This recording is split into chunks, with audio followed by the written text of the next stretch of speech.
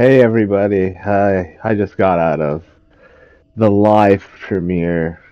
I think me and probably a lot of other people, specifically like, the fitness and like the commentary crowd, like they are curious about this Ben guy, Ben Aluze. And you heard it from his own mouth. That was a little hard to watch. Like I was mouthing off against him in chat. Like I don't know if I was trying to speed run getting banned out of his chat because I just didn't want to deal with it. You know what I mean? Like I just didn't want to stay there and just listen to his perpetual lies. Like he's painting out this girl to be this, and it's so disgusting.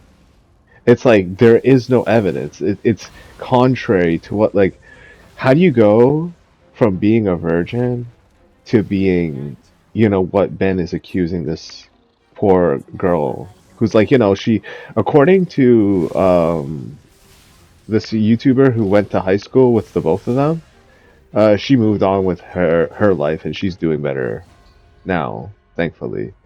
But like for him to drag her and like, for this clout shit, for this like, nonsensical farce of like he's still trying to appeal to these kids. Like they all try to appeal to kids.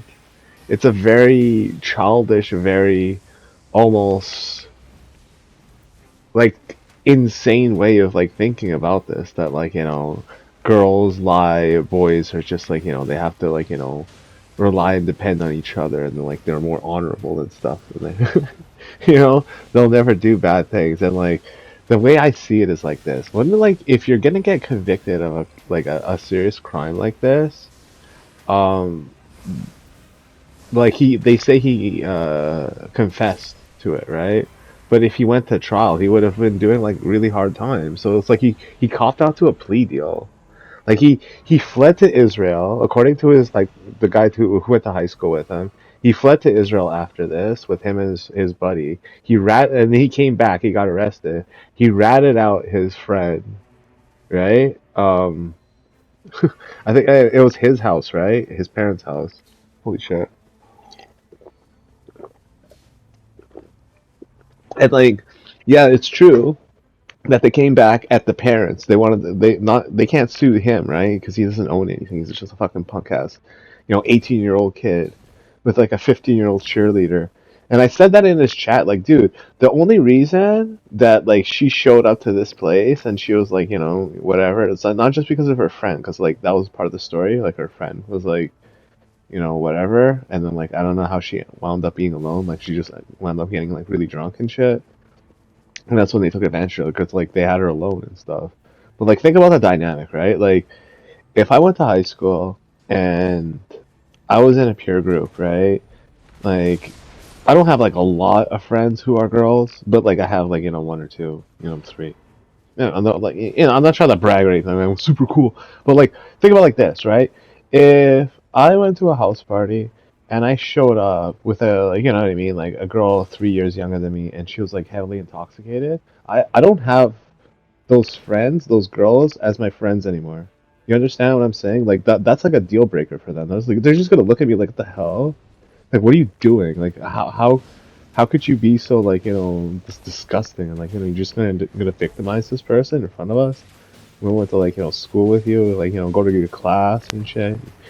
Chill with you in gym, take pictures with you, field trips, all this shit. Is this how you gotta fucking act? Like you're gonna fucking act like a fucking a slob, a pig? But like that's how you know. Like I know guys like this, and they tend to go for like younger girls, sometimes even much younger girls, and that's the extent of their maturity, and like I get it's like a tactic of pedophiles that they use, and like obviously in the case of Ben and this, like it's not the case because it's obviously the age gap is just 3, right? But like the reason why I say that is because if you really want like a testimony of a woman to be like disregarded, like I guess the younger she is, like maybe she's like speaking hysterically or like they're known to lie or something like that, and that's why I think they're preyed upon. Excuse me, like more frequently, You know, like from Andrew Tate to Anna Luze to all these fucking alpha creeps and shit. Like they have this whole mantra about it, and like the thing that and I know I'm gonna keep saying this, and I'm gonna apologize like ahead of time. Like he would not admit to his like involvement, the way that he like attacked her and stuff, dragged her from room to room, like like the details are pretty like god awful, and the fact that it's in like a court document is makes it that much more worse. It's like it's one thing to say like this is the eyewitness recount or like the testimony or whatever, right? But like if it's evidence, right, and he's admitting to it, like wouldn't his lawyer like want to like change some of those things, like if his lawyer like cared about him and shit, like because yeah, he got the plea deal and stuff because he's like 18, whatever. It's his like first crime and shit. But like, think about what they did. They sodomized her. They forced her to do oral, and then just like you know, she's so intoxicated that like they're just forcing themselves on her over and over and over again to the point where there are like bites on her. There are like bruises.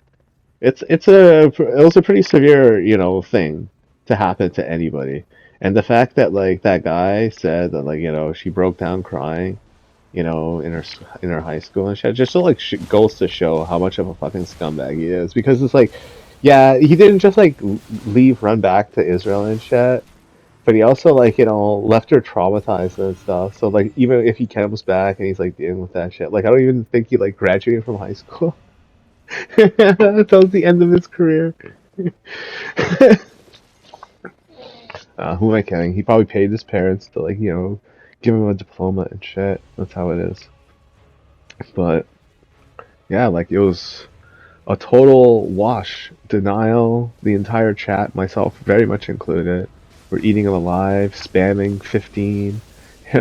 Like he's such a loser too, because it's like, what is he trying to say by like faking this false persona of like positivity? It's like, oh, guys rely on me, I make them stronger, I teach them how to be men and how to treat women better. I'm like, no, you don't. You really, that last point there, and like sometimes I think sometimes like this alpha male movement is like kind of like 50-50, like a troll movement, and like the guys who are pulling it off are just like having the time of their lives, just being the biggest douchebags they could possibly be while being fully self-aware of it. So like it's not so bad, like the impact of it's like, okay, well, you know I don't have to worry so much about the ramifications of my actions because I am conscious of my actions. I understand the meaning, but I don't associate with those meanings, so I can just act freely, or it's just like some backwards logic that like helps them escape, gain the escapism of like culpability. Yeah. And speaking of which, do I have to talk back about Hassan again? I think like just like a little bit.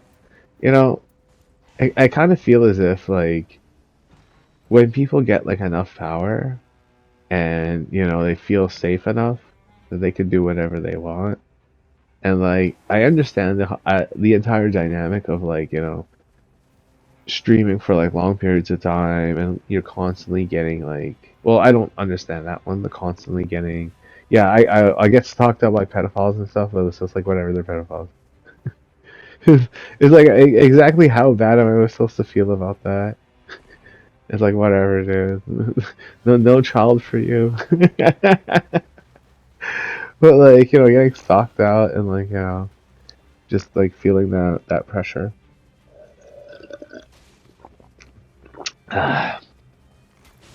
But like pulling on a gun is just ooh, I don't think like you can express just how badly they've lost. Like something happened, And it wasn't just the election of Donald Trump, although that very much is a symptom of the disease. And I think it has to deal with the whole idea that if these people keep getting what they want, more likely it's going to be well, more of the same, but like we see the regressions in Europe, we see the regressions in Canada, in my country, and it isn't something that is universally desirable anymore because there's just so many things that go with it, right? And I might be rude by coming off and saying this, but it's true to be fair. Um, Europe has experienced a lot more hardships with this issue than I think any other country. Well, country like nation, continent, right? Any other continent, at least in my point of view, due to the fact of like the diversity of languages and like this the proximity of countries to one another, nations to one another. It's like it makes the dynamic of like people traveling from multiple countries very easy to do and also like multi-directional. So like you can breach the border of some of these countries from like north, east, west, maybe south at the same time, depending on the country. It's just like almost all around. You're just like able to just walk over there or take a train or something like that. And like I bring that up is because I think that this new mayor of New York wants that for New York, California, like these states that disagree with Trump, because if they can create this metropolitan-esque like Euro communist plan, then like they can siphon like a ton of money out of their tax bracket and their tax revenues, whatever. Right? It's just gonna be insane. Even though you think that like especially by looking at the UK that it's a failed or a lost cause. No, like yes, these things can't be fixed. Obviously, it's by design. Who do you think is pocketing most of that money? It's the government. It's these corrupt governments. So like they're always going to pretend like this problem is an unsolvable problem while exacerbating the very same problem they created. Yeah. But excuse me. I think that like even though they're the ones who did create their own problems and stuff, like the ones who are going to solve their problems are going to be the people that they most likely hate the most. You know what I mean? Like I see Asmongold as like this. You know how there's like cartoons with like the angel and the devil, like depictions, and they're like one side and the other side.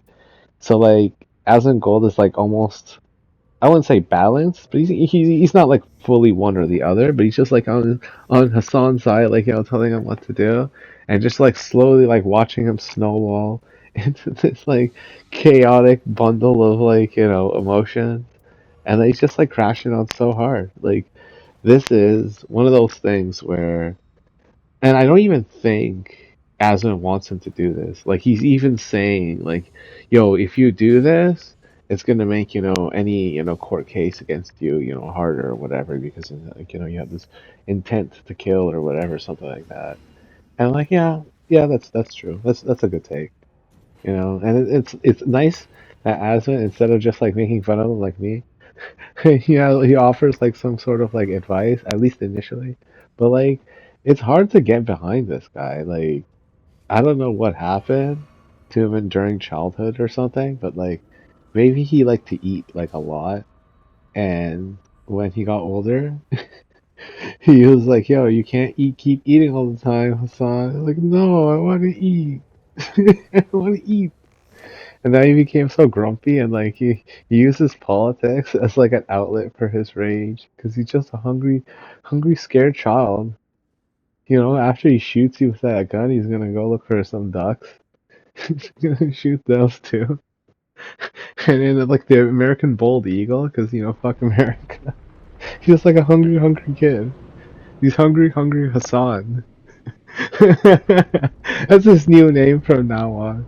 I think like if hungry, hungry Hassan, you know, ate his food and he wasn't so hungry anymore, like you know those hungry, hungry hippos. You just like you know, you just play the game, you like, eat all the balls, and then your hippo gets happy. That's what Hassan needs to do. He needs to eat his food. Stop worrying about his like you know the leftist self-image with his like you know hipster glasses and his terrible sense of fashion. And this is coming from me. And do you think I am shy about saying that? No, not at all. You can say whatever you want about me, and I'll take the compliment any day.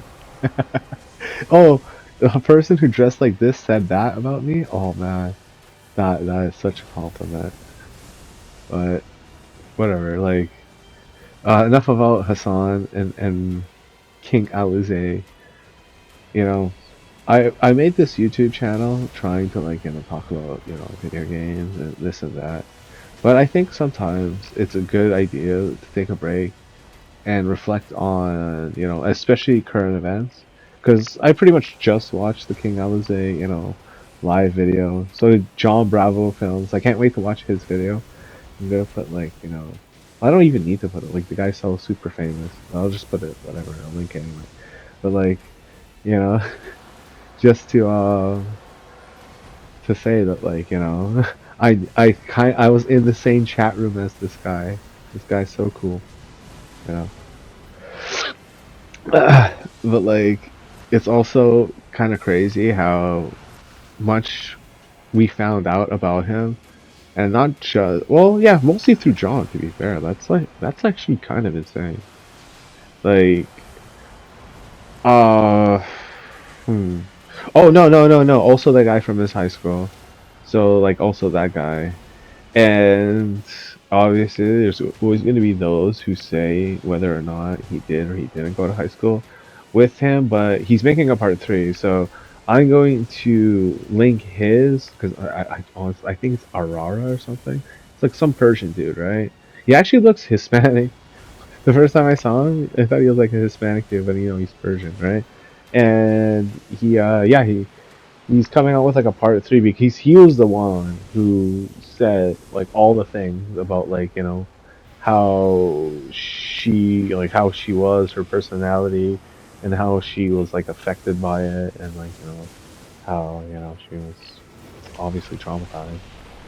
So like I'll link his YouTube channel or whatever in like a comment or you know of my chat so that like you know you can check out what he has to say as well because yeah the facts are important like the legal facts obviously are important but like also gaining like a perspective on his personality and like you know what he was like because according to this version dude like he punched him in the nose and like you know the guy like just like ran away crying and like you know half of it what like wanted me to like not believe this guy and just like you know write him off it's just like sensationalizing you know the thing but like when he described you know what happened to the girl I thought like because I can feel it right like I just felt as if like you know why would he lie about this so like I'll link it and like oh you know he seems like a legit guy he looks cool like I get like a old school gangster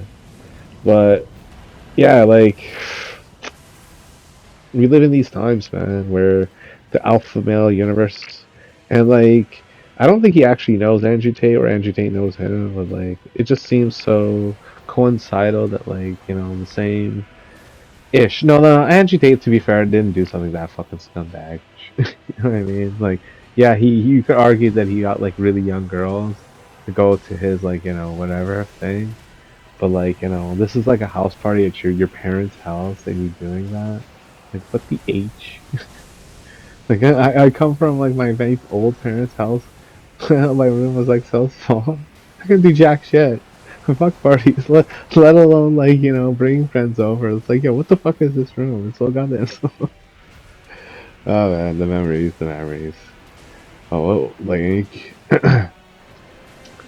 well, to deal with this whole like alpha male movement, this whole cheese movement of like, guys with way too much bravado. And I don't think I'm not gonna be facetious and pretend that like Hassan's part of that movement. Obviously, he's not.